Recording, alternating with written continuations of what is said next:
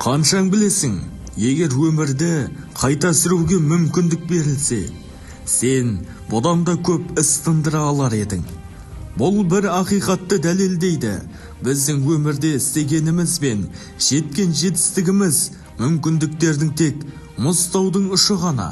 Көп адамдар өмірде биік мақсат қойған үшін жеңілмейді.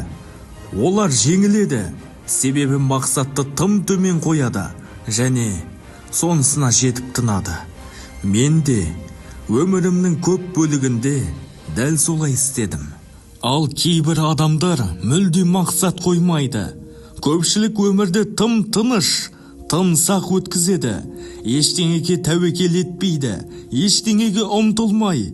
Сөйтіп ерте қабірге ұрланып жетеді. Өзіңнің не қалайтыныңды анықта және соның соңынан бар. Өмірің соған тәуелді сияқты. Неге? Өйткені өмірің шынымен де соған тәуелді.